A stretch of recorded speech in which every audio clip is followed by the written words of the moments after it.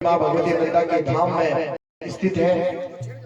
श्री महाकाल जी गिरी जी महाराज जो कि इस पीठ के महंत हैं और संपूर्ण ग्राम नौटी के द्वारा इस ग्राम में 11 दिवसीय शिव महापुराण कथा का आयोजन किया गया है, जिसका कि आज प्रारंभ दिवस है। तो आप भगवत पिपासों से, जिज्ञासुओं से निवेदन है कि आप हमारी आवाज को जहां तक भी श्रवण कर पा रहे हैं, आप सभी से निवेदन है कि व्यासपीठ पर विराजमान मंडल श्री महंत अमावस गिरी जी महाराज अपने व्यासपीठ पर विराजमान हो चुके हैं। तो आप सभी से निवेदन है कि अपने गृह कार्यों को कुछ समय विराम देकर के यथाशीघ्र कथा पांडाल पर आए और भगवान की पावन पुनीत कथाओं का प्रसाद करें। बुलमानंदा भवानी की जय हो, बोल व्यासी भगवान की जय हो, बोल सुनंदा मैया की जय हो। ओम नमः पार्वते हर हर हर महादेव शंभो। हरिओम। आज की कथा प्रारंभ होने से पहले कहते हैं अतिथि देवो भव, और अतिथियों के रूप में ही भगवान प्रकट होते हैं। तो हमारे बीच में ग्राम सभा नैनी से पंडित गिरीश चंद्र जी कैलपुरा जो कि प्रसिद्ध कथावाचक हैं, हमारे बीच में पहुंचे हैं। मैं आपका हार्दिक अभिनंदन करता हूं पूरे ग्राम की ओर से। ऐसे ही श्रीमान गोवर्धन प्रसाद कैलपुरा जी बतौर सांसद हमारे बीच में हैं, क्योंकि आप सांसद प्रतिनिधि हैं। श्री टीका प्रसाद गैरोला जी, श्री गोपाल दत्त मंगाई जी हमारे बीच में इस जाग वार्ड के जिला पंचायत के सम्मानित सदस्य और मंडी समिति रुद्रप्रयाग चमोली के पूर्व में अध्यक्ष रहे भाई विनोद कुमार सिंह नेगी जी हमारे बीच में हैं।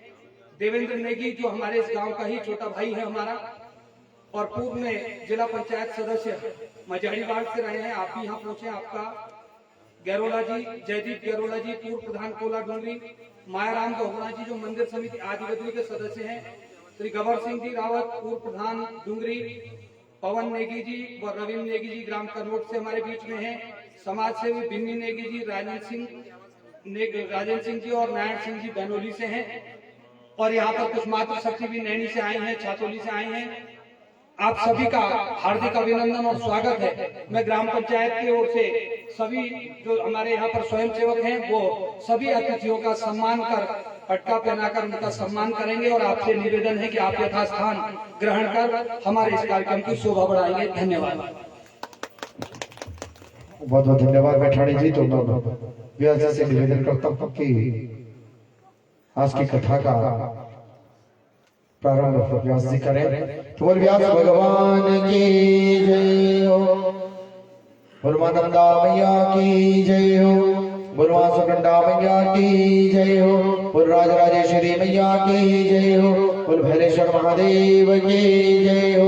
ओम नमः पार्वते हर हर हर महादेव।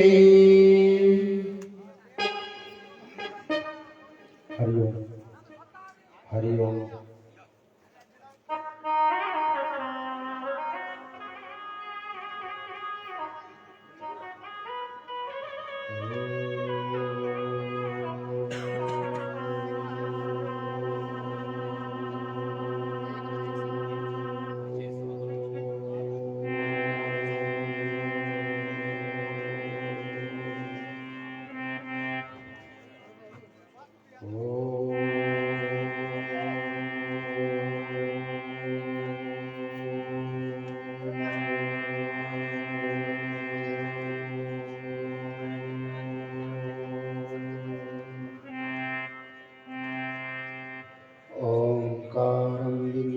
संयुक्तं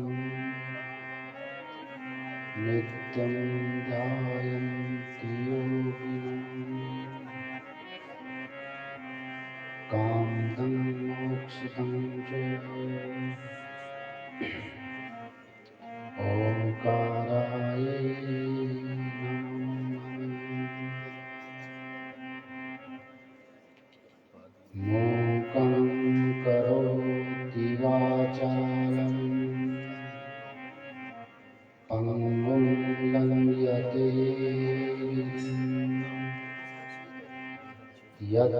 यत्कृपात्मं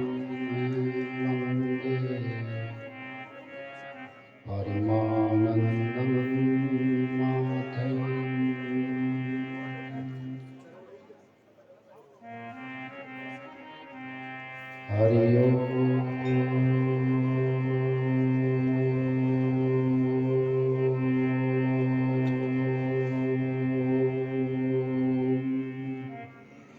रामाय रामभद्राय रामचंद्राय वेत्से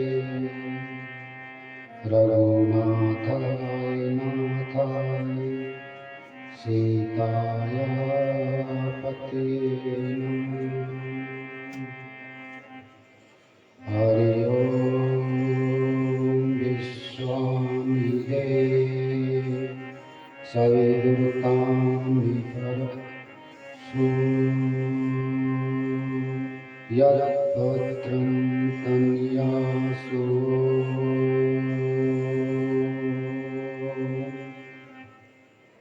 बोल शंकर भगवान की जय हो। बोल मानंदा देवी की जय हो। बोल भैलेश्वर महादेव की जय हो। बोल सभी संत समाज की जय हो। बोल सभी पर समाज की जय हो। बोल भक्त समाज की जय हो। नमः पार्वती पते हर हर हर महादेव।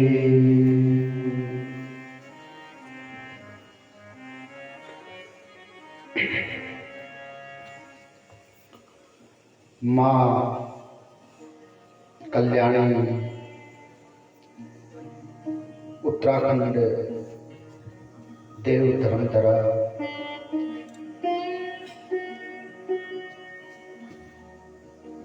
माँ नंदा देवी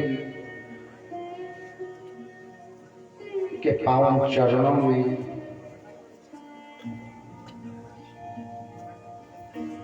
भगवान आशुतोष भैलेश्वर महादेव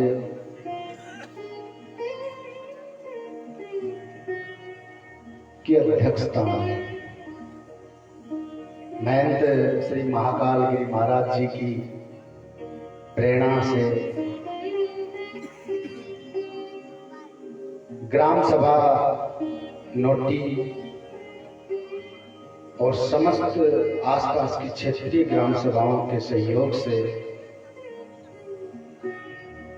ये मां नंदा देवी के पावन चरणों में जो शिव पुराण कथा का प्रथम दिवस, जहां हमारी भक्तिमती माताएं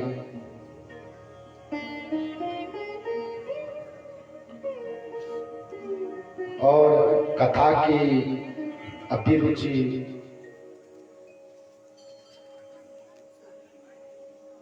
देवीय उद्यम के साथ जो प्रति आदर के साथ है, मैं इन सबको प्रणाम करता हूं।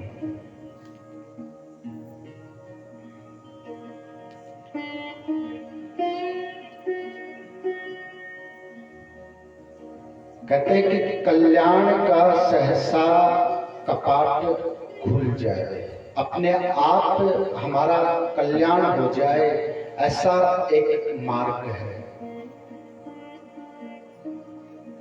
और उस मार्ग पर चलने के लिए निमित्त एक मुहूर्त, एक काल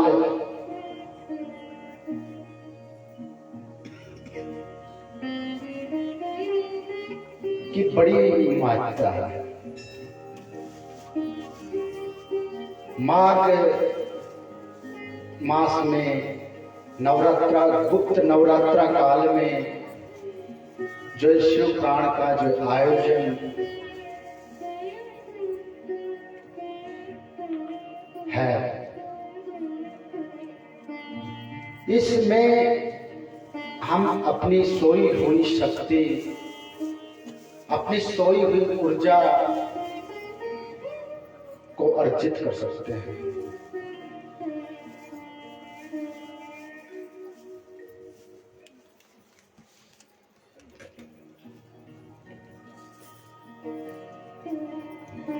कहते हैं कि देवी श्रीमद् भागवत में देवी सरस्वती व्यासं ततो जयामित्रेत। जय और विजय की कामना इस संसार से।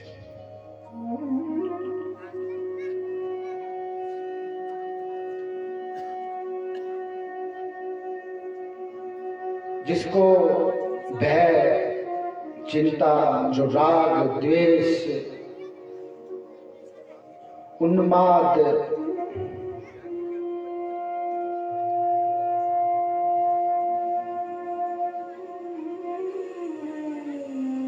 इन सब से मुक्त हो सकता है महाराज। हर प्राणी, हम जीव के अंदर एक भीतर भीतर एक अल्पता बनी रहती है, एक भय बना रहता है, एक चिंता बनी रहती है, वो सबके अंदर है। चाहे बाहर से मुखौटा कैसा भी हो, आदमी कैसा भी प्रसन्न दिखे, लेकिन अंदर एक अल्पता बनी है कि मेरे पास जो भी कुछ है वो बहुत थोड़ा है, ये अभाव है हमारे पास कि हमको जो कुछ मिला है वो बहुत थोड़ा मिला है, कुछ ज्यादा नहीं मिला। और उसी से एक चिंता, एक भय, एक राग, एक द्वेष बना रहता है इस जीवन में।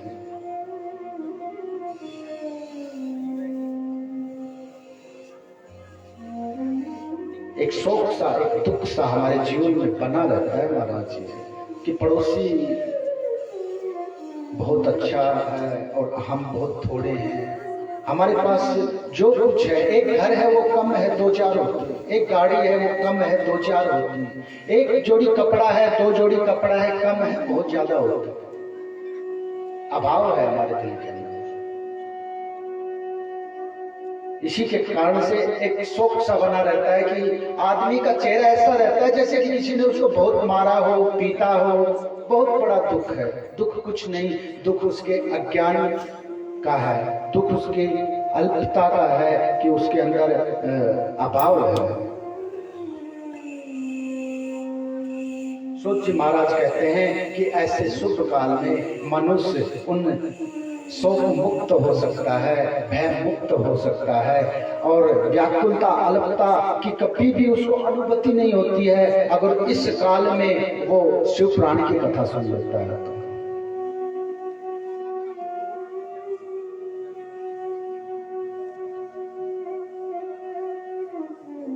क्योंकि भगवान शंकर जो हैं वो मोक्ष को देने वाले हैं। और मोक्ष किसे कहते हैं पता है? हम एक महामृत्यु जब मंत्र सुनते हैं, ओम त्रिभंगम यजामहे सुगंधि पुष्टिवर्धनम उर्वारुकमेव वंदनात् मृत्युर्मोक्ष्यमामृतात्। तो इसमें कहते हैं कि उर्वा, उर्वा किसे को कहते हैं? उर्वा कहते हैं खरबूजे को। क्या कहते हैं? खरबूजे को। खरबूजा होता है पीला पीला सा, तरबूज, खरबूज। तो खरबूजा उर्वा को संस्कृत में बोला जाता है कि उर्वारुक में वंदनात् मृत्युर्मोक्ष्यमामृतात्। हे प्रभु, तुम मेरे को मुक्त कर दे संसार से, लेकिन मेरे को मुक्त कैसे करेगा? बोलो पके हुए खरबूजे की तरह। जब खरबूजा पक जाता है तो बेल से अपने आप छूट जाता है, उसको तोड़ने की जरूरत नहीं होती है।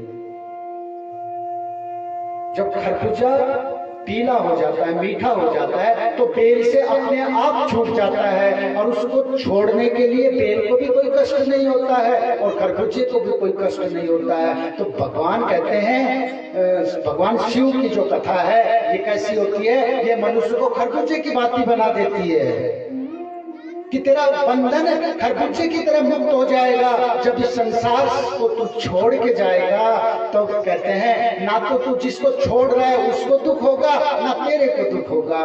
खरबूजे की बातें तू स्वतः ही छूट जाएगा। इसलिए कहते हैं कि ये कथा हमको बंधन से मुक्त करने वाली है, हमको सहज करने वाली है, हमको विनम्र करने वाली है, हमको शीतलता प्रदान करने वाली।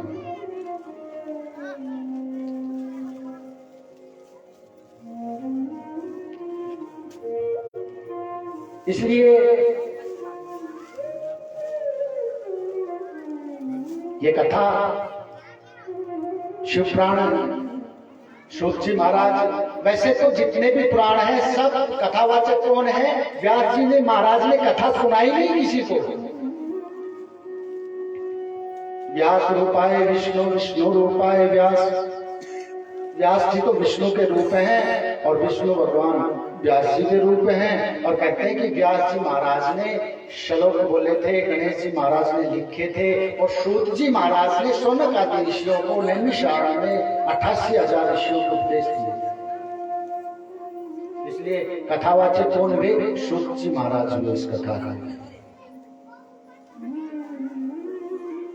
और शिव पुराण की इस कथा में भगवान शंकर, मां पार्वती, गौरी शंकर का वर्णन आता है पूरा।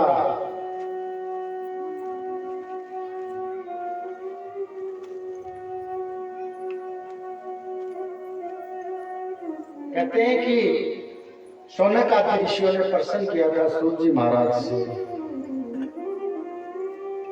कि महाराज हमको कोई ऐसा ज्ञान दे दो, ऐसा ज्ञान दे दो जो सहजता से विरक्ता की ओर ले जाए।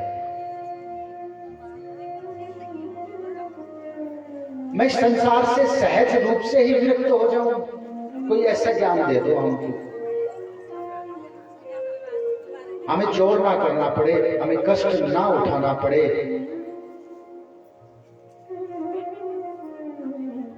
क्योंकि संत लोग तो दूसरों, अगर कोई पर्सन संत पूछेगा तो वो दूसरों के कल्याण के लिए ही पर्सन पूछेगा। विद्य दर्शितम यथा भोक्तम रूपम गुणो न विद्यताम।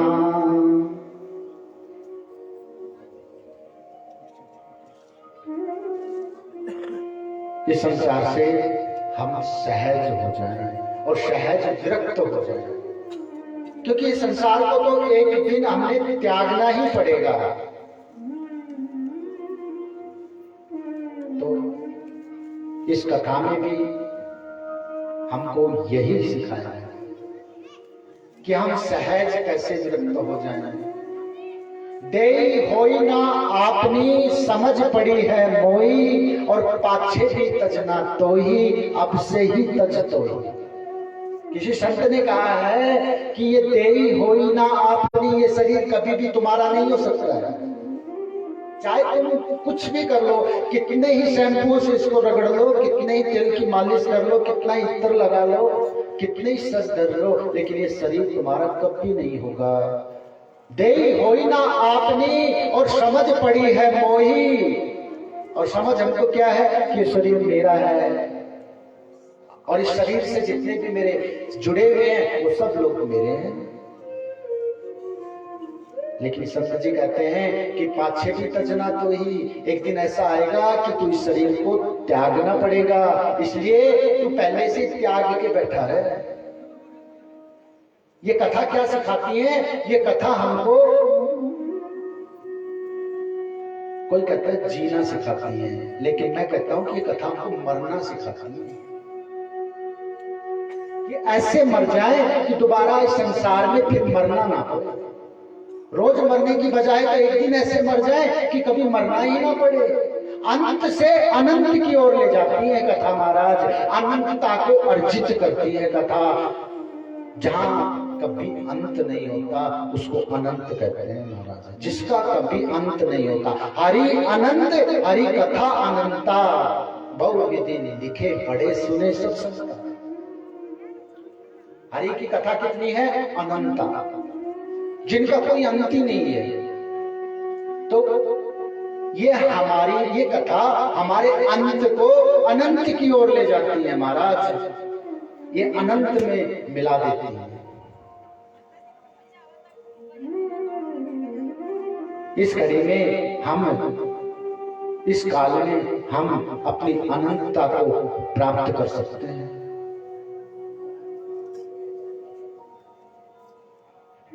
और उस अनंतता को प्राप्त कर लिया, फिर दोबारा कोई अंत नहीं देखना पड़ेगा। नहीं तो महाराज जहां से अंत होगा वहीं से शुरुआत फिर शुरू हो जाती है। जो ही 100 साल पूरी हो जाती है फिर 1 साल का हो जाता है बच्चा, फिर माँ के गर्भ में आ जाता है। तो सूत जी महाराज सोनक आदि ऋषियों को यही प्रश्न करते हैं।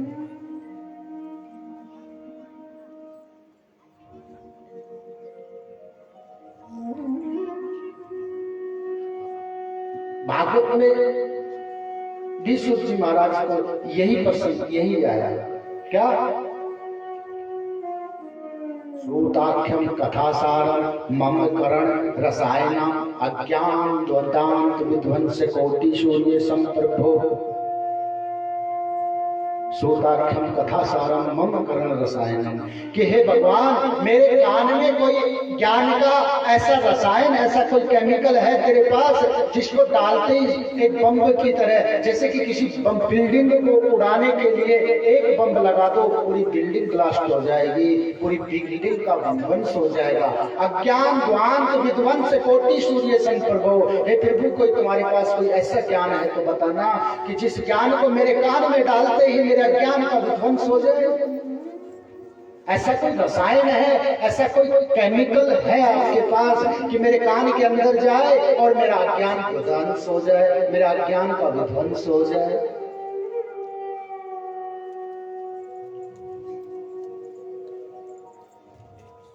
इसलिए कहते हैं कि सूत जी महाराज ने 88,000 विश्वेश्वरों से नैमिषारण्य में यही प्रश्न किया कि महाराज कोई ऐसी ज्ञान हमको सुना दो जिस ज्ञान को सुनने के बाद हमें कोई दूसरा ज्ञान सुनने की आवश्यकता न पड़े, एक बार इस शरीर को त्याग दें, दोबारा हमें इस संसार को त्यागना ना पड़े।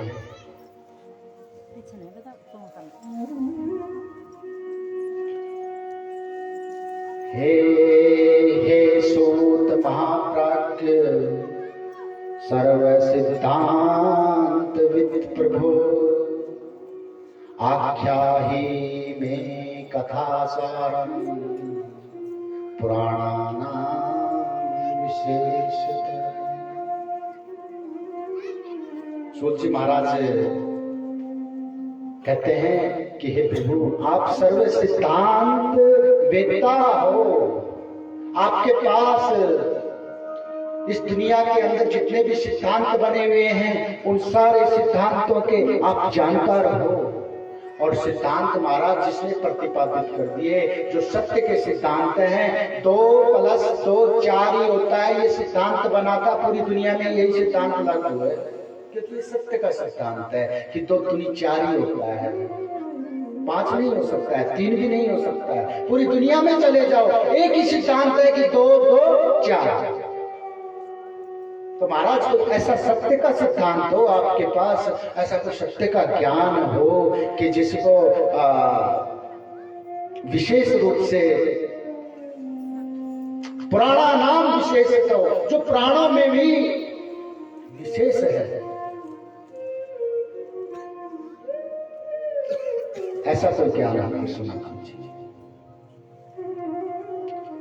क्योंकि इस घोर कलिकाल है और इस घोर कलिकाल में जीव कहते हैं कि असुर भाव को प्राप्त हो चुका है।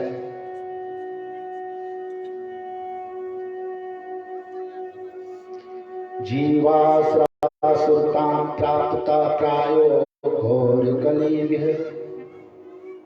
कलयुग को क्या प्रिय है? कलयुग को कहते हैं कि कलह प्रिय है। कलयुग किससे कलुषित है? कलह से। ऐसा कोई घर नहीं मिलेगा, ऐसा कोई समाज नहीं मिलेगा, ऐसा कोई गांव नहीं मिलेगा, ऐसी कोई स्टेट नहीं मिलेगी, ऐसा कोई देश नहीं मिलेगा जिसकी आपस में लड़ाई ना हो। कलयुग को कलह प्रिय है। तो सूत जी महाराज को सोनक आदि ऋषि कहते हैं कि महाराज ये प्राणी कलयुग से कलुषित है और कली काल में मनुष्य स्वभाव से असुर स्वभाव, आध्यात्म स्वभाव नहीं होता है। वेद क्या कहते हैं कि स्वभाव क्या है हमारा? आध्यात्म स्वभाव उच्चते। हमारा स्वभाव क्या होना चाहिए? आध्यात्म होना चाहिए। लेकिन हमारा स्वभाव आध्यात्म न होके असुर भाव स्वभाव हो गया। न सोचम, न तपम, न दया, न दान, न विद्यते। ना हमारे पास कोई, जब मन करा तब खा लिया, जब मन करा तब निकाल दिया।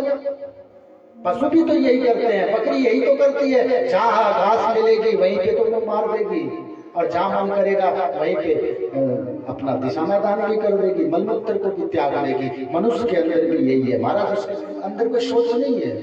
उसका जब समय मिला है तब वो खा लेता है, जब समय मिलता है जब चला जाता है। न सोचम न तपम, महाराज तप नाम की, त्याग नाम की कोई चीज ही नहीं है उसके पास। वो त्याग भी नहीं करता है, ना सोच है, ना तप है, ना दान, ना दान दे। उसके पास उसकी जरूरतें खुद पूरी नहीं हो रही है तो ध्यान क्या देगा महाराज?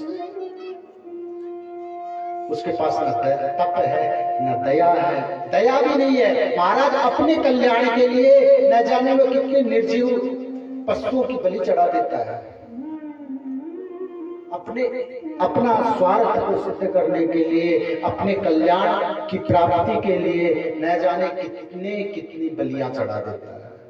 दया भी नहीं है। इसलिए बोले ये सारे गुण किसमें है? तुलसीदास जी महाराज रामचरितमानस से कहते हैं कि बाटे बहुखल चोर जुआरा, जेलम पट पर धन परदार। मानव नहीं मात पितु देवा, संतन शंकर वावहि सेवा।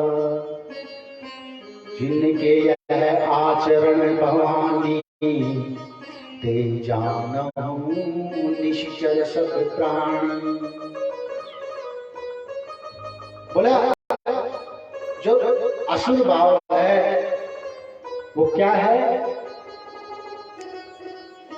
खल, बहु चोर। आज चोरी भी आजकल ऐसी होने लगी कि जेब से पैसा निकल जाता है, पता भी नहीं चलता है।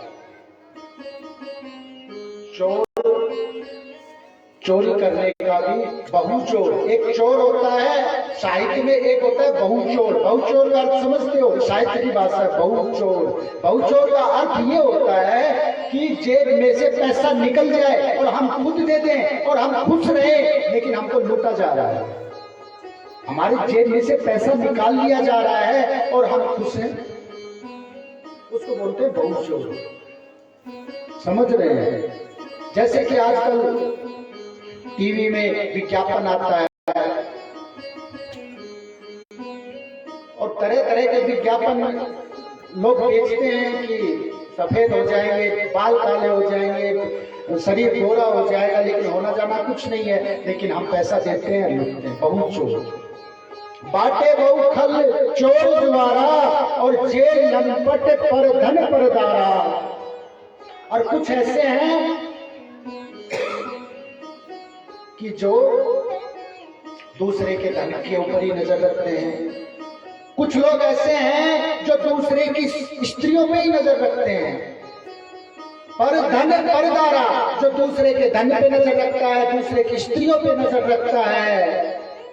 जिनके ये आचरण भवानी, ते जानऊ सब निशिचर प्राणी। जिनके शरीर के अंदर ये गुण होते हैं, तो हे पार्वती उनको तो इंसान मत समझना, उनको तो राक्षस ही समझना। राक्षस के सींग नहीं होते हैं, राक्षस के कर्म ऐसे होते हैं कि वो जुआ खेलेगा, चोरी करेगा, दूसरों का धन हड़पेगा, दूसरों की स्त्रियों का हरण करेगा। बोला ये लोग जो होते हैं, ये बोला ये सब निशिचर ही तो है, ये राक्षस ही तो है। सूर्य महाराज जी कहते हैं कि महाराज इस कलिकाल में मनुष्य तस्य संशोधनम की ही विद्यते परम आयनम यदास्ति वस्तु परम श्रेषायाम श्रेयम उत्तमम। के है फिर वो ये असुर भाव का, ये मनुष्य के असुर भाव है, इसका कोई आपके पास श्रेष्ठ कोई उपाय है तो बता दीजिए। पावनम पावना नाम जैसा जो उत्तम से भी उत्तम साधन है शंकर की कथाओं का श्रवण करना। शिव प्राप्ति भवेरतात सदा निर्मला चेतस। कि शिव की प्राप्ति का एक ही उपाय है। उस साधन को जो एक साधन है उसका हमको बता दीजिए महाराज। तब सूर्य महाराज भगवान शंकर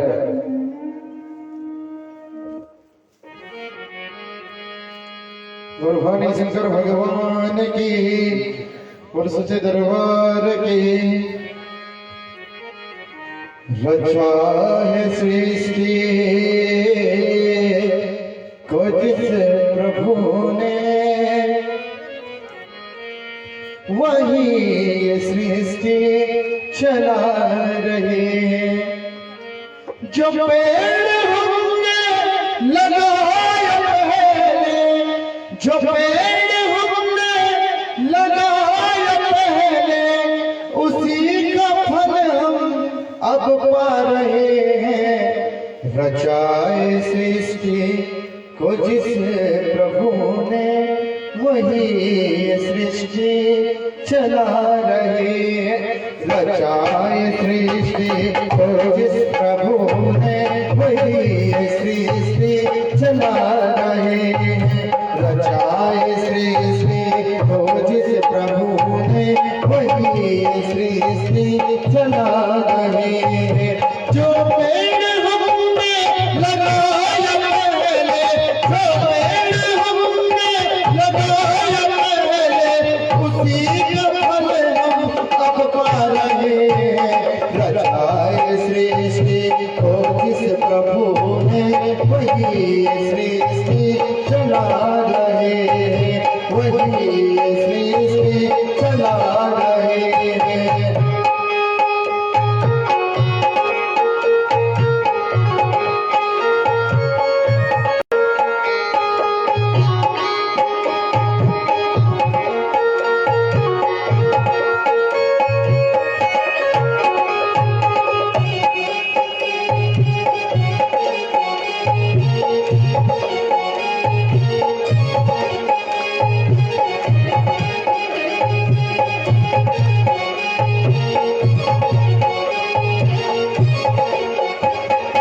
इसी धरा में शरीर पाकर, इसी धरा में शरीर पाकर, इसी धरा में फिर सब समाए, इसी धरा में फिर सब समाए।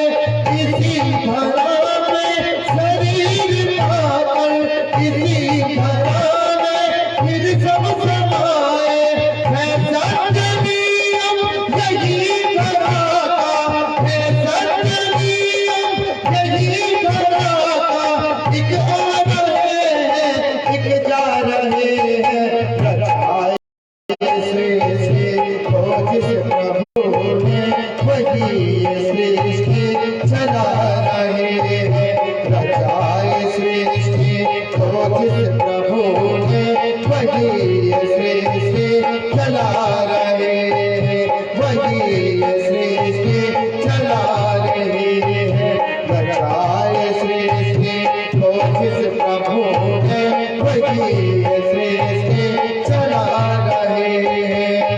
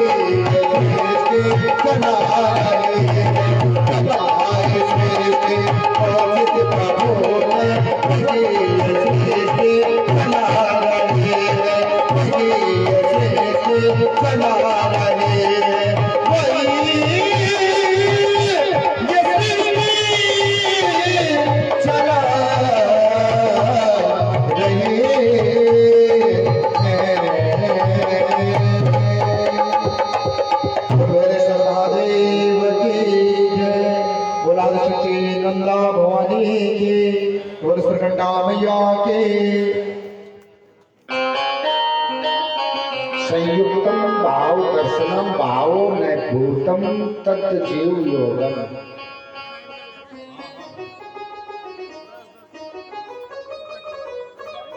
सर्वे यथाय भूताय सर्वदेव सुखाय च सर्वो हिताय रूपं च धर्मो एकलक्ष्यम्।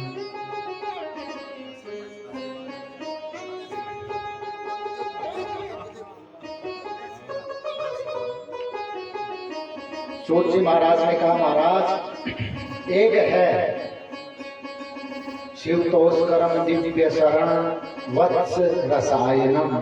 भगवान शंकर की कथा एक ऐसा रसायन है कि काल व्याल महात्रास विध्वंस कर्मोत्तम। कहते हैं कि काल के व्याल से जो मुक्त कर दे ऐसी एक चीज है, वो भगवान शंकर की कथा है महाराज।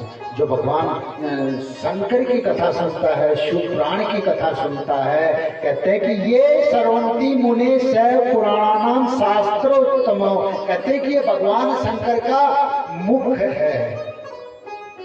ये शिव पुराण क्या है? भगवान शंकर का ही मुख है। इसके अंदर से जो शब्द निकलते हैं वो भगवान शंकर के ही मुख से निकलते हैं।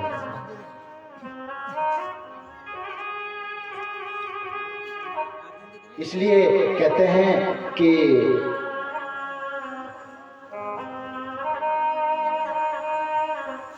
हम जो भी कर्म करें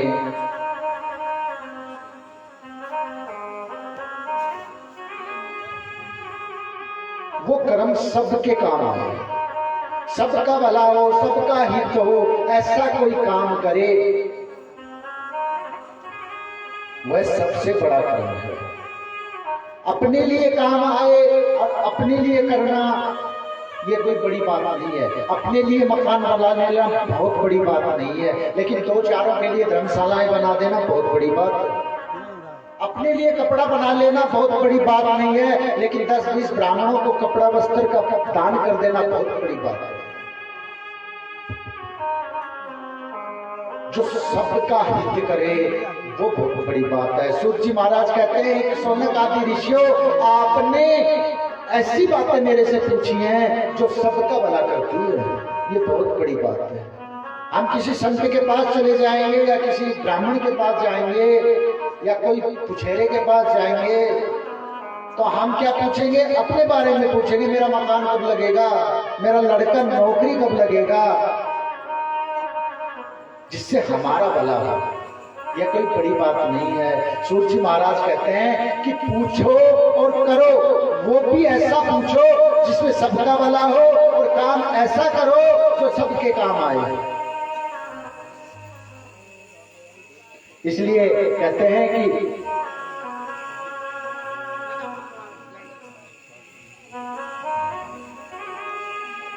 आदमी खूब धनवान बन जाए, खूब पैसे वाला बन जाए, ये कोई बड़ी बात नहीं है। बड़ी बात ये है कि उसने कैसा धनवान बनने के लिए कर्म कैसा किया है, ये बड़ी बात है। बड़ी बात धनवान बनना नहीं है, बड़ी बात ये है धनवान बनने के लिए उसने कर्म क्या किया था, ये बड़ी बात है। जिन्होंने भगवान शिव पुराण कहता है कि बड़े काम का बड़े काम कैसे करें और बड़ा कैसे बने। तुलसीदास जी महाराज ने सुंदर चौपाई लिखी कि रमा विलास राम अनुरागी ते नर बपन बड़ भागी। जो संसार की के आकर्षण से जो मुक्त हैं, रमा विलास राम अनुरागी, जो भगवान राम में विश्वास रखते हैं, भगवान में जिनका प्रेम बना हुआ है, ते नर बपन बड़भागी, उससे बड़ा भाग्यशाली संसार में कोई नहीं हो सकता। जिसका परमात्मा से लगाव है तो उससे बड़ा कोई भाग्यशाली नहीं होता है। इसलिए सूत जी महाराज कहते हैं कि तुमने जो ये कथा के पूछा है मेरे से कि मेरे कान में एक ऐसा रसायन डाल दो जिससे मेरा ज्ञान खत्म हो जाए, तो उसके लिए कहते हैं कि शिवतोस्करम द्विशरण वृक्ष रसायनम, कि एक रसायन है भगवान शिव की कथा जो मैं तेरे कान में डाल दूंगा। लेकिन ये कथा कहते हैं कि ये कथा एक स्पेशल एक आदमी के लिए नहीं है, एक आदमी के लिए नहीं बोला, ये सबके लिए है, जनरली है। कहते हैं कि एक पेड़ पे 1000 कबूतर बैठे हैं और हमने एक पत्थर मारा तो कितने कबूतर उड़ेंगे? सारे उड़ जाएंगे, एक नहीं उड़ेगा। कभी हम 1000 कबूतरों को मारने के लिए 1000 पत्थर मारने की आवश्यकता नहीं है, एक ही पत्थर मारेंगे सारे कबूतर उड़ जाएंगे। इसलिए तुलसीदास जी महाराज रामचरित्र मानस में कहते हैं कि कथा कैसी होती है? राम कथा शिव कथा सुंदर करकारी और संशय विहंग उड़ावनी हारी। ये कथा कैसे होती है कि सुंदर ताली के बजाने जैसी होती है। जैसे कि एक बार एक पेड़ पे 100 कबूतर बैठे हैं, हमने एक बार ताली बजा दी तो सारे कबूतर उड़ जाएंगे। उसी प्रकार हमने एक बार कथा सुन ली, हमारे सारे संशय खत्म हो जाएंगे। संशय विहंग उड़ावण आही। भगवान ने गीता में एक बात कही है, बहुत काम की। क्या कही? कि संसार में आत्मा एक ऐसी चीज है जिसको न कोई अग्नि जला सकती है, न इसको कोई पानी डुबो सकता है, न कोई शस्त्र इसको काट सकता है। नैनम छिद्यन्ति शस्त्राणि नैनम दहति पावको न चैव कलेदन्ति आपो न शोष्यति मारुतो। न तो कोई ऐसा समुद्र है जो इसको डुबा देगा, ना ऐसी कोई अग्नि बनी हे अर्जुन कि इसको कोई जला देगा, ना ऐसा कोई शस्त्र बना जो इसको काट देगा। लेकिन एक बात मैं बता देता हूं, भगवान ने कहा है कि संशय आत्मा विनश्यति। लेकिन एक संशय एक ऐसी चीज है जो इस आत्मा का विनाश कर सकता है महाराज। अन्यथा इस आत्मा को कोई नहीं काट सकता है, इस आत्मा को कोई शस्त्र नहीं काट सकता है, इस आत्मा को कोई गर्मी जला नहीं सकती है, कोई अग्नि जला नहीं सकती है। लेकिन संशय आत्मा विनश्यति। अगर एक संशय ऐसी चीज होती है जो अगर शंका, संशय का अर्थ क्या होता है? शंका। शंका का अर्थ क्या होता है? भ्रम, बेमतलब का। अगर कोई भ्रम हो गया, शंका हो गई, वही संशय। संशय आत्मा विनश्यति। आत्मा का विनाश कौन करता है? संशय करता है। और कथा क्या होती है? संशय विहंग उड़ावनहारी। ये कथा क्या होती है कि संशयों को खत्म करती है। ये हमारे शरीर के जितने भी प्रश्न हैं उनका उत्तर है।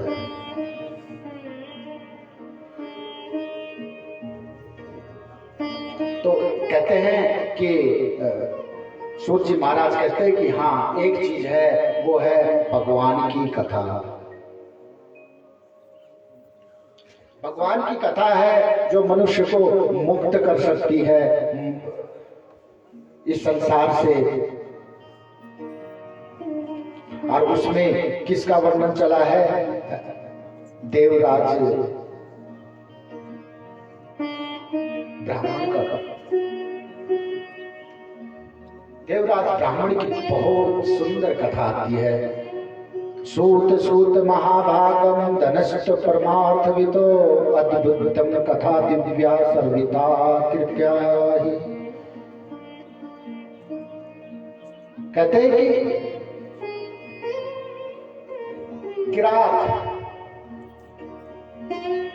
किरात नाम का एक नगर था। किरात नगरे आसीते। किरात का अर्थ क्या होता है? डराने वाला। किरात का अर्थ क्या होता है? डराने वाला।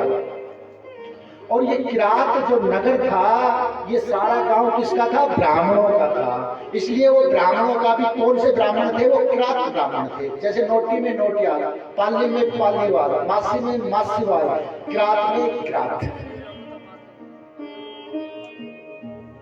वो ब्राह्मण किरात, नाम ही किरात। तो ब्राह्मण भी कौन से थे? किरात ब्राह्मण थे। और कहाँ रहते थे? किरात गांव में रहते थे। और कहते हैं कि महाराज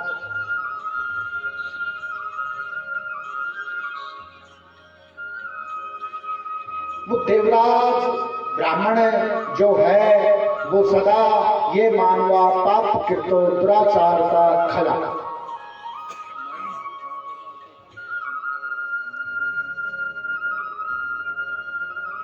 मनुष्य का एक स्वभाव है दूसरे के दुख में सुख को प्राप्त करना, कि ये मानव क्या ढूंढता है? दूसरे के दुख में सुख ढूंढता है। और कहते हैं कि ऐसा ही मनुष्य जो पापी है, दुराचारी है, खली है और निरंतर काम आती वस्तुओं में आसक्त रहता है, सौदनम सर्व पापानां शिव संतोषकारको, ऐसा भी मनुष्य अगर है और वो भगवान शिव की कथा सुन लेता है, कहते कि उसके भी पाप का नाश हो जाता है।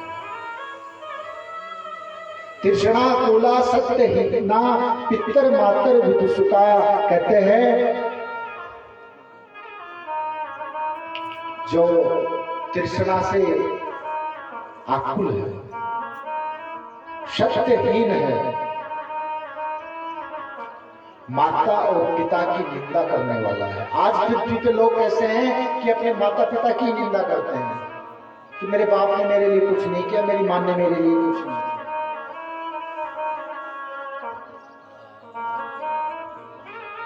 तृष्णा में जीर्णा व्यये विजीर्णा, कालो ने गातो व्ययमी गाता, स्तपो ने तप्तो व्ययमी तप्ता। इस पृथ्वी पे भोगो ने भुगता व्यय भुगता। नीति शतक में कहा है भर्तृहरि जी ने कि इस पृथ्वी पे हम क्या करने आए थे? तृष्णाओं को जीर्ण करने आए थे। हमारे अंदर तृष्णा कितनी है कि दूसरे के सुख, दूसरे को सुख को देख के हम दुखी हो जाते हैं। ये तृष्णा है। दूसरा अगर सुखी है, हमारा पड़ोसी सुखी है तो हम दुखी हैं, ये तृष्णा है।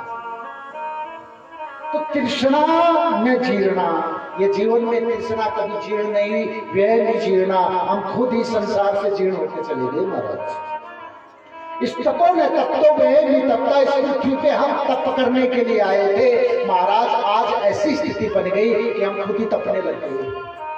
तप तो कहाँ? भोगों ने भुगता व्यय नहीं भुगता। इस पृथ्वी पे हम भोगों को भोगने के लिए तो आए थे। सकल पदार्थ जगमाही कर्म ही नर पावत नाही। इस पृथ्वी पे जितने भी भोग थे उनको भोगने के लिए हम आए थे, लेकिन आज स्थिति ऐसी बन गई, भोगों ने भुगता व्यय नहीं भुगता। भोगों ने हमको भोग दिया महाराज। हमने भोगों को नहीं भोगा। कभी सोचो कि भोग हम भोग भोग रहे हैं, आप भोग नहीं भोग रहे, भोग आपको भोग रहे हैं। कालो न जीना व्यय में जीना। हम काल पर विजय प्राप्त करने के लिए इस पृथ्वी पे आए थे, लेकिन हम खुद ही जीर्ण होकर चले गए। ऐसी स्थिति आ गई। और उसके लिए सूर्य महाराज कहते हैं कि एक सबसे उत्तम साधन है भगवान शिव की कथा सुनना।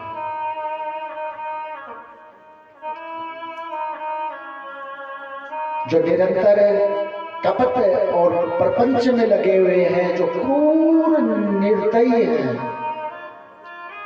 इस कलिकाल में इस ज्ञान यज्ञ से वो मनुष्य भी शुद्ध हो जाते हैं महाराज। जो बिल्कुल निष्कृष्ट है वो भी शुद्ध हो जाता है। मलिना दुर्ध्यो शांता देवता द्रव्य भोजनो। जो मलिन है, जो बिल्कुल कोई काम का नहीं है, वो भी कहते हैं कि अगर ये भगवान शिवपुराण की कथा को सुन लेता है तो वो भी सुखी हो जाता है। उसके पाप सारे नष्ट हो जाते हैं और वो इस पृथ्वी पे भी स्वर्ग जैसा जीवन जी लेता है और जाने के बाद वो स्वर्ग में चला ही जाता है।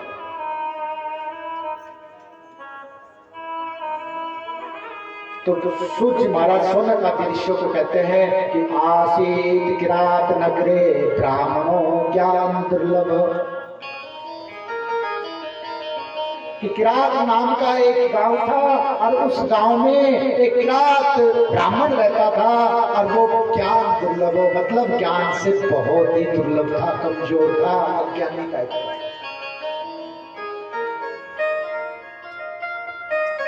आज का तो ज्ञानी था, उस समय का ज्ञानी था। आज तो ज्ञानी किसको समझते हैं? पैसा कमाने वाले को। जो बहुत पैसा कमाना जानता है वो बहुत बड़ा ज्ञानी है, और जो पैसा कमाना नहीं जानता है, रुपया कमाना नहीं जानता है, वो बहुत बड़ा मूर्ख है। लेकिन ये ब्राह्मण जो था, ये पैसा कमाना तो बहुत जानता था। कहते हैं कि दरिद्रो रस विक्रेता देव धर्म प्राण। कहते हैं कि ये क्या था? एक तो ब्राह्मण था, और ब्राह्मण होने के बावजूद ये दरिद्र था। दरिद्र क्यों था? कि रस विक्रेता, ये कोई रस बेचता था। ब्राह्मण को दुकानदारी तो बताई नहीं शास्त्रों में, लेकिन आज तो सभी करते हैं, इसलिए मैं किसी को कह भी नहीं सकता कुछ। लेकिन जो शास्त्र में है वो मैं बता रहा हूं, जो लिखा है शिवपुराण में कि दरिद्रो रस विक्रेता देव धर्म परामुखो। सूर्य महाराज कहते हैं कि वो ब्राह्मण था, वो दरिद्र था, ज्ञानी कम था, उसको ज्ञान का कोई मतलब नहीं था, रस विक्रेता था, पैसा खूब कमाता था। लेकिन ज्ञान दुर्लभ क्या था? बोला ब्राह्मण होके एक टाइम भी संध्या नहीं करता था। कभी खूब गर्मी पड़ गई, बहुत ज्यादा धूप पड़ गई, तब सर्दियों में एक बार स्नान कर लेता था, नहीं तो रोज स्नान भी नहीं करता था, हाथ मुंह धो लेता था। और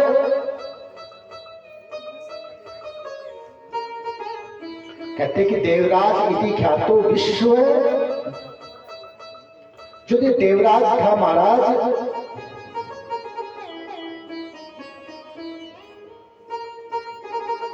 ये इधर उधर जाता था, नगरों में जाता था और जूस बेचता था। माल्टा का निकाल लिया, संतरा का निकाल लिया, गन्ने का निकाल लिया, बोतलों में पैक किया और दूर दूर जाकर गांव में बेचता था।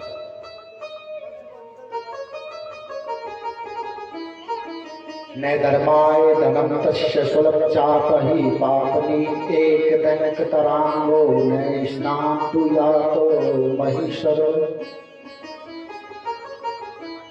कहते हैं कि ये ब्राह्मण कभी बहुत सा धन तो एकत्रित कर लिया उसने, बहुत पैसा कमा लिया उसने, लेकिन अपने जीवन में कुछ भी अंश, कोई भी पुण्य कार्य में नहीं लगाया।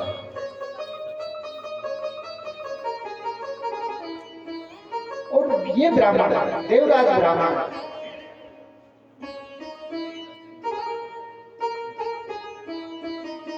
एक बार कहते हैं कि ये एक तालाब में स्नान करने जा रहा था, और उसी तालाब के पास एक वैश्या भी स्नान करने आई थी, जिस वैश्या का नाम था शोभावती।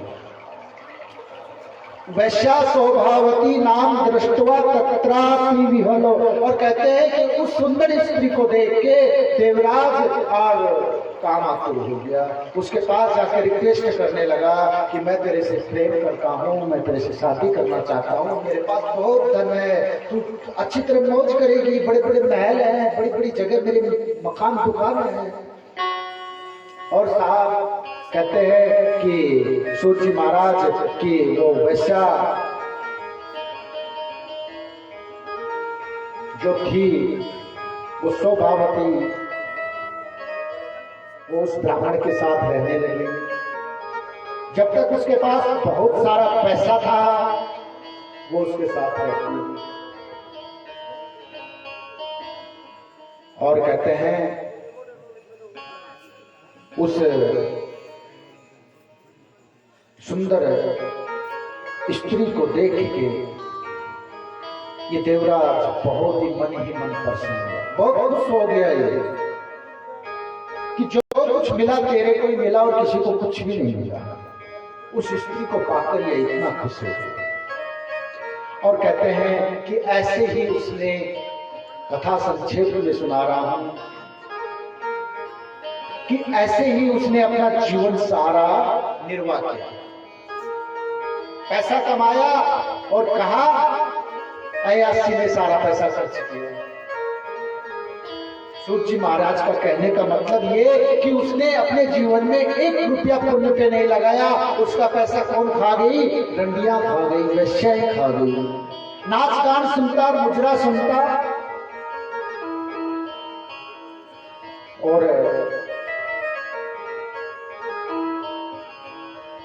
जब पैसा खत्म हो गया, और कहते हैं कि जब शरीर अंगलितम पलितम मुंडम को दसविहीन को जात तुंडम, शंकराचार्य जी महाराज कहते हैं कि तेरा जिस दिन चेहरा बदल जाएगा, तेरी आंखें धस जाएंगी, तेरे गाल चिपक जाएंगे, तेरे हाथों में झुर्रियां पड़ जाएंगी, तेरे गालों में झुर्रियां पड़ जाएंगी, तेरी 10 की 10 इंद्रियां स्थिर हो जाएंगी, उस दिन तेरे कोई संसार में कोई पूछने वाला नहीं है। भज गोविंदम भज गोविंदम गोविंदम भज मोरमते।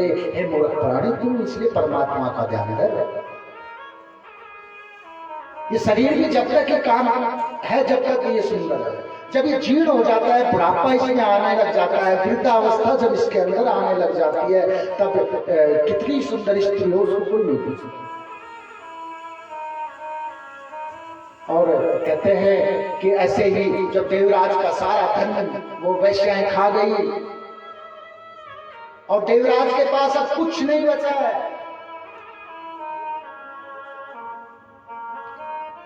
तो उसको छोड़ के चली गई। और महाराज जब उसके पास कुछ ही नहीं, उसने ना कोई पुण्य कर्म किया, ना कभी कोई अच्छा कर्म किया, ना भी कभी किसी साधु संत ब्राह्मण की सेवा की,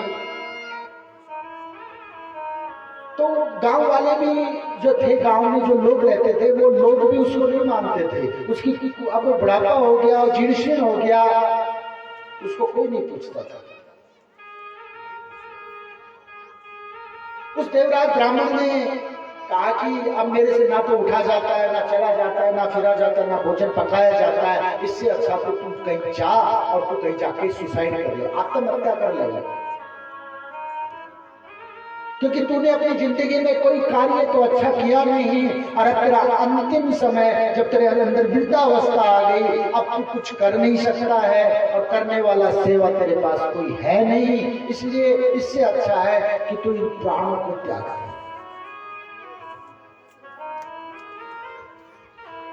और सूत जी महाराज कहते हैं कि वो देवराज ब्राह्मण जब बुढ़ा हो गया और उसका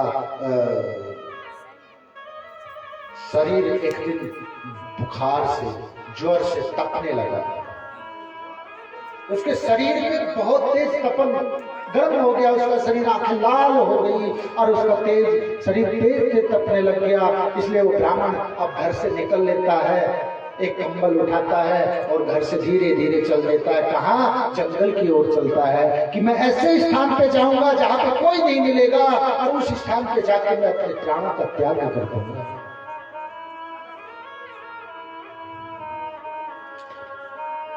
और कहते हैं जब ब्राह्मण जब जा रहा था तो रास्ते में एक मंदिर था, और वहां पे 5 ब्राह्मण क्या कर रहे थे? शिव पुराण का पूजन कर रहे थे। और शिव पुराण के पूजन में जोर जोर से ओम नमः शिवाय, ओम नमः शिवाय, ओम नमः शिवाय, ओम नमः शिवाय, हरे हरे शिवाय, ओम नमः शिवाय, ओम नमः शिवाय, हरे हरे भोले नमः शिवाय। गंगाधराय शिव गंगाधराय, हरे हरे भोले नमः शिवाय,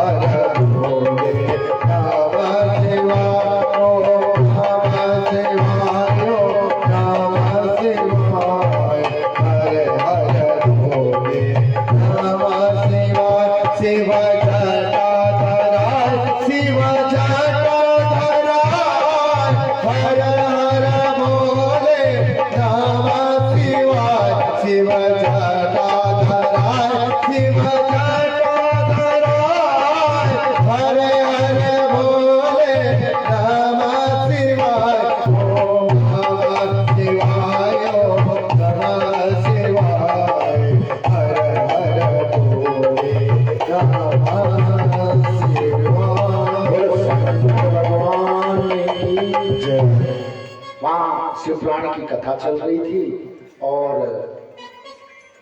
ब्राह्मण भगवान का अभिषेक कर रहे थे और उधर से वो मरने के लिए जा रहा था और ओम नमः शिवाय, ओम नमः शिवाय ऐसा जब उसने एक मंत्र सुना, उस ब्राह्मण ने कभी सुना ही नहीं था और उसने पहली बार उन ब्राह्मणों के द्वारा और वो मंत्र जब उसके कान में गया तो थोड़ी देर के लिए वो वहां बैठ गया और थोड़ी देर बैठा बैठा वो कथा सुनते रहा और देखा कि उसका बुखार उतर गया। और जब वो बुखार उसका उतर गया, उसका ज्वर खत्म हो गया, तब कहते हैं कि उसके मन में श्रद्धा जगी। कहते हैं कि श्रद्धावान लभते ज्ञानम, ज्ञानम परमा शांति। जिस मनुष्य के पास श्रद्धा रहती है, विश्वास रहता है, याम्बा बिना न पश्यन्ति, इसके बिना तो कोई कुछ देख ही नहीं सकता है। बड़े बड़े सिद्ध, बड़े बड़े बैरागी, बड़े बड़े योगी भी बिगड़ श्रद्धा और विश्वास के बिना परमात्मा को नहीं प्राप्त कर सकते।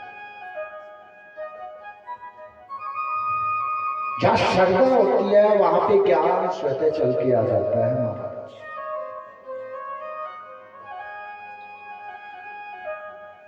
और नाम की अलग महिमा। कहते कि एक आदमी ऐसा, उसने जीवन में कसम खाई कि मैं कभी भी अपने जीवन में भगवान का नाम नहीं लूंगा, सब काम करूंगा लेकिन भगवान का नाम नहीं लूंगा। एक संत जी कहते हैं कि उसी गांव से जा रहे थे और संत जी को बोला कि वो फलाना फलाना आदमी है, वो कभी भगवान का नाम नहीं लेता है महाराज जी, उसके भी कुछ क्रिया कर। वो महात्मा जी गए उसके पास और उसने बोला भाई क्या नाम है तेरा? उसने कहा मेरा नाम राधेश्याम है। बोला तू क्या काम करता है? बोला कुछ भी नहीं करता हूं। तो बोले एक काम करेगा? बोले क्या? बोला मैं तेरे को बहुत सारा पैसा दूंगा, तू एक बार भगवान का नाम ले ले। उसने कहा ना मैं भगवान का नाम नहीं लेता हूं। साधु ने कहा कि मैं तेरे को इतना पैसा दूंगा कि तेरे को जीवन में कभी कमाने की जरूरत नहीं पड़ेगी, तो तू एक बार भगवान का नाम ले ले। उसने कहा अच्छा तो क्या बोलूं बताओ? बोले ओम नमः शिवाय, ओम नमः शिवाय। और साधु ने उसको खूब धन दे दिया और गांव वालों को बोला कि तुम तो कह रहे थे कि वो राम का नाम नहीं लेते, मैंने बुलवा दिया उससे। और कहते हैं कि वो आदमी जब मरा तो भगवान के पास पहुंचा और भगवान के पास पहुंचने के बाद जब धर्मराज ने और उसका सारा लेखा जोखा देखा तो उसने कहा कि इस आदमी ने जीवन में कभी कोई काम नहीं किया, जीवन में इसने अपना पेट नहीं भरा है, ये पशुओं जैसा है महाराज, इसको किसी पशु योनि में भेज दे। चंद्रगुप्त ने कहा महाराज इसने एक बार अपने जीवन में भगवान का नाम ले रखा है। धर्मराज ने कहा मैंने तो आज तक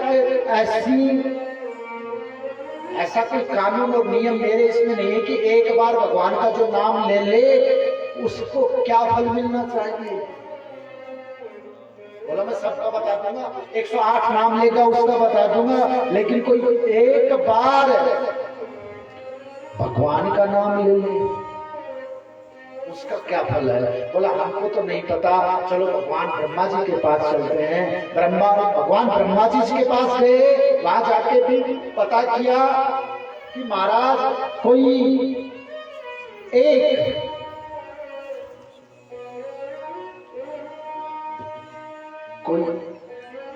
कोई अपने जीवन में अगर एक बार भगवान का नाम लेता है उसका फल क्या होता है? ब्रह्मा जी ने कहा भाई मेरे को नहीं मालूम। हजारों कोई साल तपस्या करता है, जब जाके हम उसको तपस्या का वरदान, उसको मनचाहा वरदान देते हैं, ये तो मेरे को पता है। लेकिन कोई अपने पूरे जीवन काल में एक बार भगवान का नाम ले, उसका क्या फल प्राप्त होता है ये नहीं पता मुझे। उसने कहा तो भगवान विष्णु के पास चलो, भगवान शिव जी के पास चलो, वो मुक्ति के दाता हैं। भगवान शिव के पास गए, उससे पूछा महाराज कोई अपने जीवन में एक बार भगवान का नाम ले ले, उसको फल क्या प्राप्त होता है? भगवान शिव ने कहा भाई मेरे को भी नहीं मालूम, विष्णु के पास जाओ। भगवान विष्णु के पास गए, उस धर्मराज और चंद्रगुप्त उस जीवात्मा को लेके कहते हैं कि विष्णु भगवान के पास भी गए और बोले कि कोई एक बार भगवान का नाम ले लेता है उसका क्या फल प्राप्त होता है? बोला उसका फल ये प्राप्त होता है कि इसने तीनों लोगों के दर्शन कर लिए, इसने ब्रह्मा का भी दर्शन कर लिया, इसने शिव का भी दर्शन कर लिया, अब ये मेरे पास भी आ गया, ये उसी नाम के कारण आया है। और अब ऐसा करो इसको यही छोड़ जाओ, अब इसको लेके भी मत जाओ। एक बार नाम लेने से वैकुंठ लोक की प्राप्ति हो जाती है। और कहते हैं कि वो ब्राह्मण देवराज वहां पे जब ब्राह्मणों के मुख से और वो वेदों के मंत्र सुनता था तो उसका ज्वर खत्म हो गया, उसका मन में बहुत शांति आई, वो ब्राह्मणों के चरणों में गिर गया, हे प्रभु मेरे को आशीर्वाद दो, मेरे को क्षमा करो, मैंने अपने जीवन को कहते कि यूं ही गवा दिया।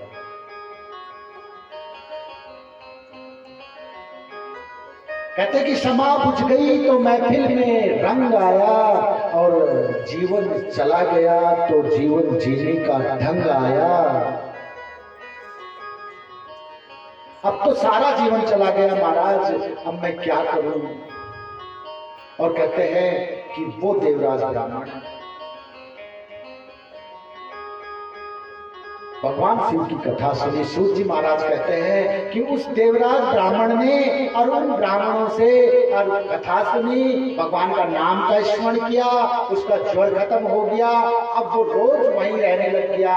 उन ब्राह्मणों से कहा महाराज मेरे को बहुत शांति आ रही है, मेरे को जीवन में ऐसी कभी कोई शांति नहीं मिली, इसलिए आप मुझे अपने शरण में ले लो, मेरी यहीं पे आसन लगा दो। और कहते हैं कि ब्राह्मणों ने भी कहा कि चल तो यहीं पे एक साइड में लगा लेना आसन अपना और यही है। और कहते हैं कि देवराज ब्राह्मण अब रोज भगवान का नाम लेता और रोज भगवान की कथा सुनता। और कहते हैं सूत जी महाराज और कहते हैं कि उस ब्राह्मण ने इस प्रकार अपना जीवन व्यतीत किया। और एक समय जब उसका मृत्यु नजदीक आया और तो कहते हैं कि उस देवराज ब्राह्मण को ले जाने के लिए भगवान शिव लोक से वैकुंठ से विमान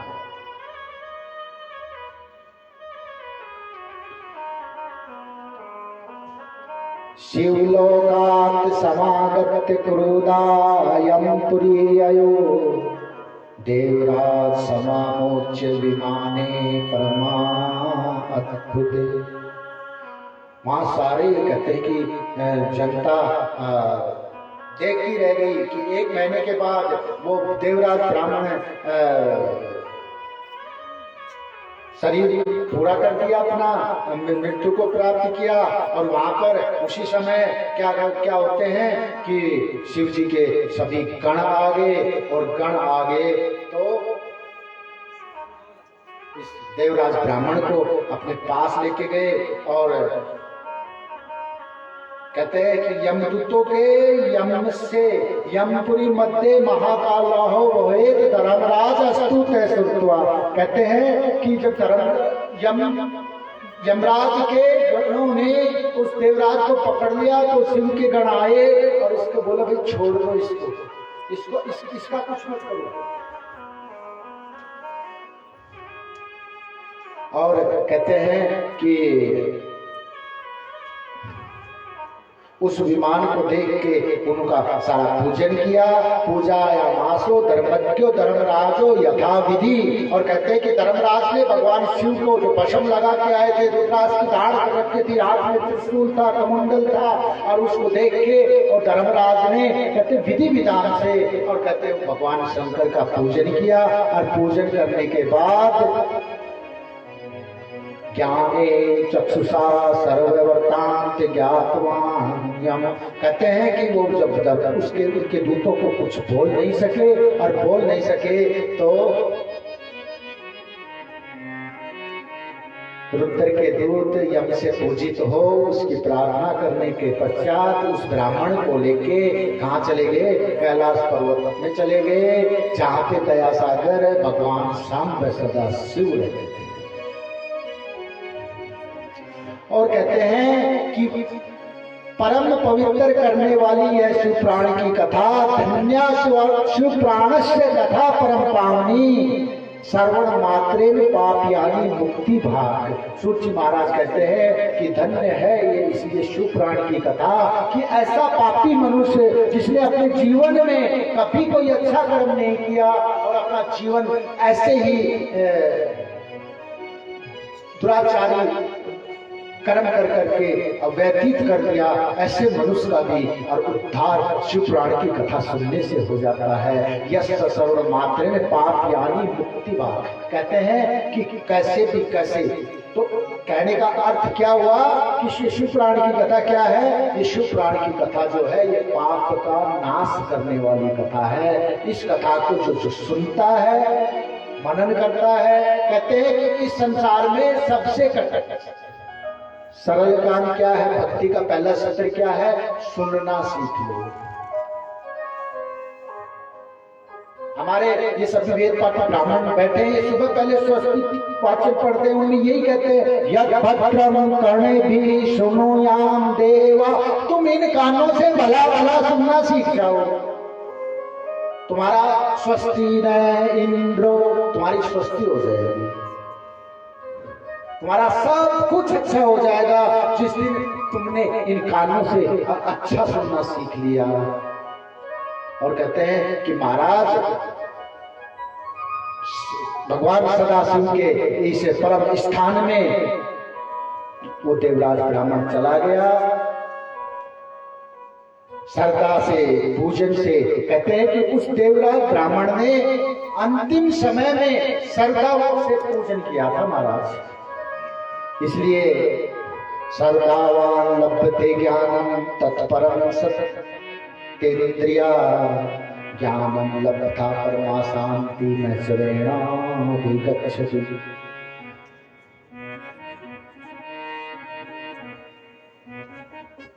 कहते हैं कि श्रद्धा में इतनी ताकत होती है कि ज्ञान उसके पास चल के आ जाता है। जैसे देवराज ब्राह्मण के पास श्रद्धा थी, उसको ज्ञान मिल गया। तो कहाँ चला गया? भगवान शिव जी के बैकुंठ में चला गया। और वहां जाने के बाद भी क्या मिला? भगवान का गण बना। इसलिए कहते हैं कि गुरु द्रोणाचार्य ने एकलव्य को मना कर दिया। एकलव्य गया गुरु द्रोणाचार्य के पास कि महाराज मेरे को भी अस्त्र शस्त्र चलाना सिखा दो। गुरु द्रोणाचार्य ने कहा कि नहीं, मैं तेरे को अस्त्र शस्त्र चलाना नहीं सिखा सकता। मैं क्यों नहीं सिखा सकता? क्योंकि मैं सिर्फ राजाओं के बालकों को ही सिखाता हूँ, मैं राजपुत्रों को, क्षत्रियों को सिखाता हूँ, मैं किसी सूत पुत्र को विद्या नहीं देता हूँ, मैं सूत पुत्र को कोई ज्ञान नहीं देता हूँ। और कहते हैं कि उस एकलव्य को मना कर दिया दीक्षा देने से। किसने? गुरु द्रोणाचार्य ने मना कर दिया।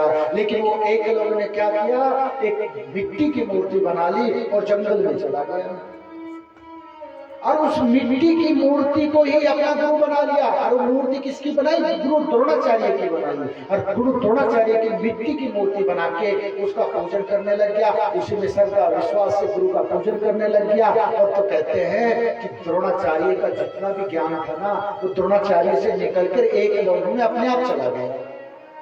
श्रद्धा में इतनी ताकत होती है कि श्रद्धावान लभते ज्ञानम। जिस मनुष्य के हृदय के अंदर अगर श्रद्धा निवास कर जाती है। कहते हैं कि ज्ञान उसके पास रहते ही चल के चला जाता है, तो उसको ज्ञान के पास आने की जरूरत नहीं। और कहते हैं कि एक लोग ने मना कर, द्रोणाचार्य ने मना कर दिया और उसने सारी पूजा किसने की, उसी मिट्टी की मूर्ति में लगा रहा। और गुरु द्रोणाचार्य तो धनुर्धर अर्जुन को बनाने की सोच रहे थे, और वो जंगल में इतनी श्रद्धा और विश्वास से गुरु का पूजन किया, और सब कुछ करने के बाद वो अर्जुन से भी श्रेष्ठ धनुर्धर बन गया। इसलिए कहते हैं कि आओ यहाँ पे कल से कथा 1 बजे से और 5 बजे होगी। 1 बजे हमारे संगीताचार्य जी हैं, मोहित सती जी उनके साथी है, मेठानी जी आपको परिचय कराया। हमारे सभी विप्र समाज बैठा है आपके सामने, हमारे आचार्य जी महाराज जी और सभी भक्तों के द्वारा जो ग्राम सभा नोटी के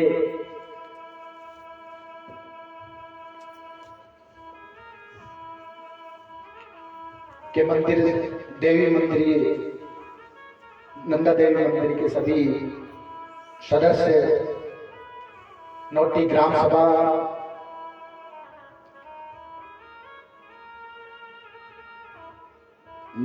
और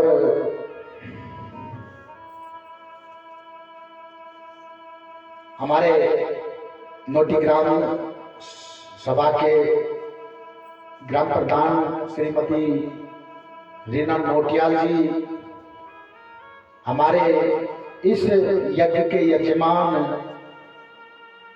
शिव प्रसाद नोटियाल जी,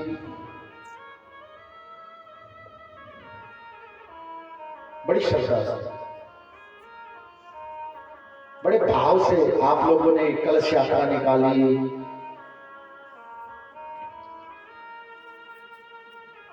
इसलिए सबने सुनिश्चित किया दूर दूर के लोग आएंगे। 1 बजे से 5 बजे तक हमारे यहाँ पे कथा का समय रखा है।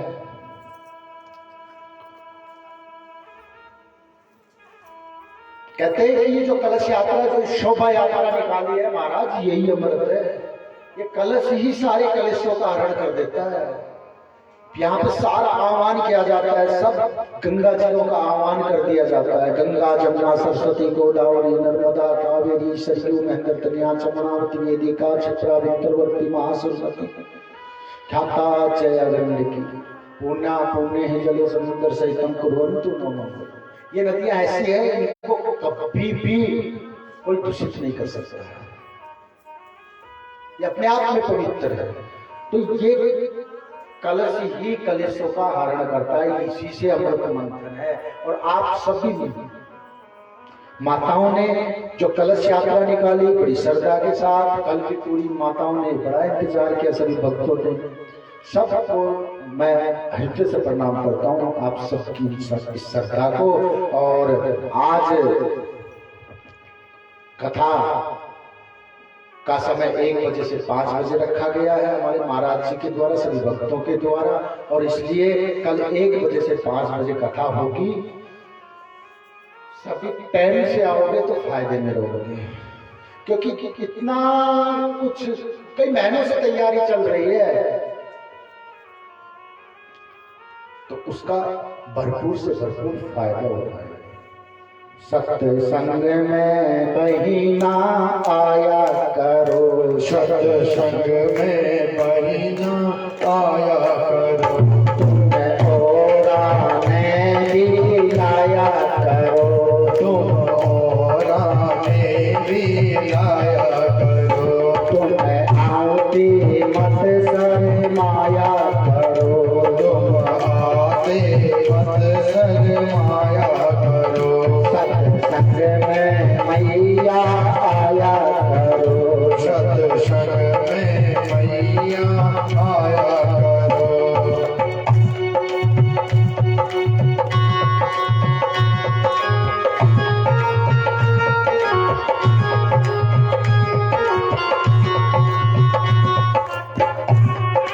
कहते हैं कि ये सत्संग है, इस सत्संग में हर आदमी कोई भी अच्छी चीज होती है मिल बांट के खाना चाहिए। सत्संग है एक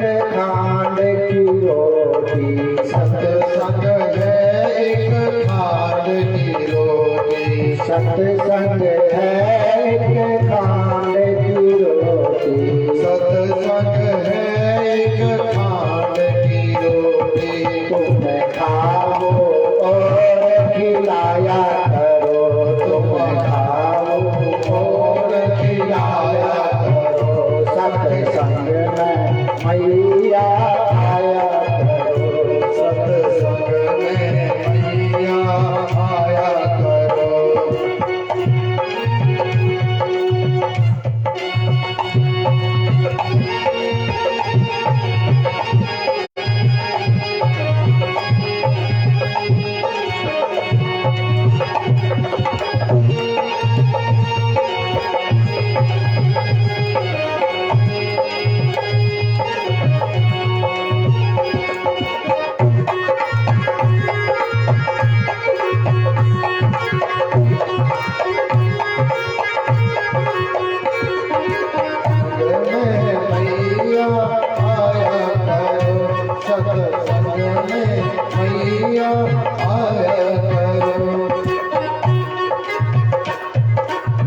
सत्संग है एक काठ की नैया, सत्संग है एक काठ की नैया, सत्संग है एक काठ की नैया, सत्संग है एक काठ की नैया, तुम खेवो और खिवाया करो, तुम खेवो और खिवाया करो, सत्संग में मैया आया करो, सत्संग में मैया आया करो, तुम्हें और ने दिलाया करो, तुम्हें और ने दिलाया करो, तुम्हें आऊंगी मत शर्माया करो, तुम्हें आऊंगी मत शर्माया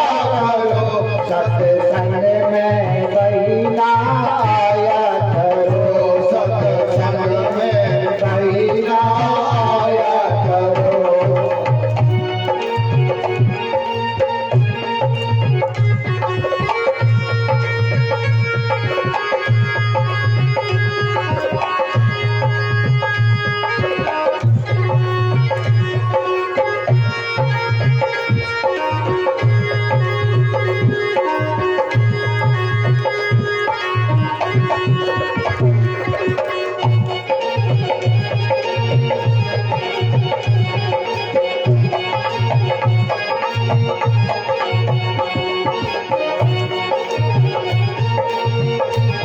शंकर भगवान की जय हो। इसलिए तुम आओ, शांति से चुपचाप आया करो और अपने साथ तुम्हारा कोई एक तो प्यारा होगा, उसको साथ लेके आया करो। सबका कोई न कोई एक तो होता ही है। तो कहते हैं कि कोई भी अच्छी चीज होती है, चिट्ठी भी मिल बांट के खाती है। तो ये ऐसी जो कथा तुम्हारे गांव में हो रही है, तो वो तुम अकेले अकेले मत सुन लेना, अपने आरे प्यारे को भी बुला लेना, अपने रिश्तेदारों को भी बुला लेना, किसी न किसी को एक को साथ लेके आया करो, अकेले मत आया करो। और आते वक्त शर्माया करो मत, चुपचाप आओ, भगवान के दरबार में बैठ जाओ और कथा सुनो। और आज की कथा को मैं यहीं पे विराम देता हूँ। हमारे मोहित जी आपको एक भजन सुनाएंगे, उसके बाद आरती होगी, प्रसाद वितरण। हरि ओम आराधिक्यं प्रचलयामि, हरि ओम चंद्रमा मनसो जात चक्षो सूर्यो अजायता श्रोत्रादायुष्य प्राण समुगा गतिरजायता। ओम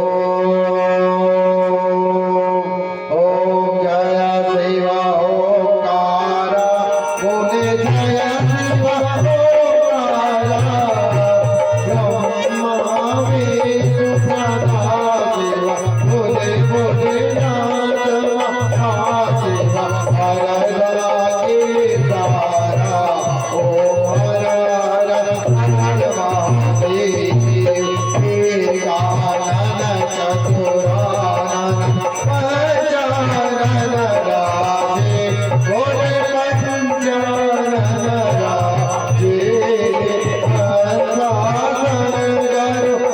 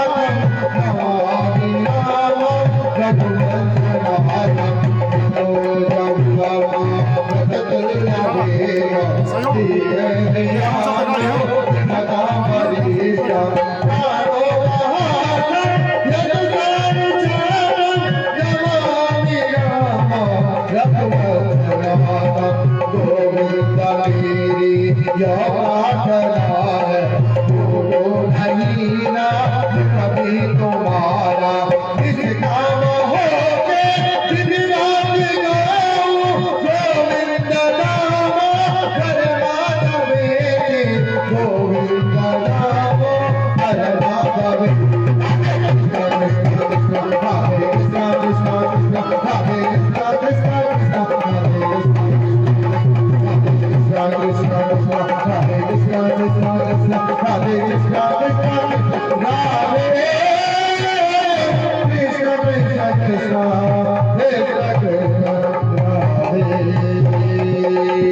हरि ओम। जनेन जगमय जगत देवा तानि धर्माणि कृतवान्याः तेह नाकं महिमानः स्वतंत्र चत्र पूर्वे शाक्याः सन्ति देवाः। ओम राजाधिराजाय प्रसय्य साहिने नमो वयं वै श्रवणाय कुर्महे। समे काम कामाय मह्यं कामेश्वरो वै श्रवणो ददातु। ओम कुबेराय वै श्रवणाय। ओम एकदन्ताय विद्महे वक्रतुण्डाय धीमहि तन्नो दन्ती प्रचोदयात्। ओम तत्पुरुषाय विद्महे वक्रतुण्डाय धीमहि तन्नो दन्ती प्रचोदयात्। ओम वेदात्मनाय विद्महे हिरण्यगर्भाय धीमहि तन्नो ब्रह्मा प्रचोदयात्। तत्पुरुषाय विद्महे वायुपुत्राय धीमहि तन्नो भगवन्तः प्रचोदयात्। ओम तत्पुरुषाय विद्महे वासुदेवाय धीमहि तन्नो कृष्णः प्रचोदयात्। ओम सेवन्तिका बकुल चंपक पाटलाचे पुण्डाग जाति करवीर रसाल पुष्पे वेदम प्रवाह तुलसी दलवंजरी त्वां पूजयामि जगदीश्वर मे प्रसीद। नाना सुगंध पुष्पाणि यथा कालो भवानि च पुष्पांजलि मया दत्त्वा गृहाणां परमेश्वर। वो धर्म की जय हो, धर्म की जय हो। अधर्म का विनाश हो, अधर्म का विनाश हो। प्राणियों में सद्भावना हो, प्राणियों में सद्भावना हो। विश्व का कल्याण हो, विश्व का कल्याण हो। वो सत्य सनातन धर्म की, वो सत्य सनातन धर्म की। बोल गंगे मैया की, बोल गंगे मैया की, बोल गौ माता की, बोल गौ माता की, बोल गंगा मैया की, बोल गंगा मैया की, बोल भैलेश्वर महादेव की, बोल भैलेश्वर महादेव की, बोल सुरगंगा मैया की, बोल सुरगंगा मैया की, बोल बद्रीनाथ भगवान की, बोल गंगोत्री यमुनोत्री मैया की।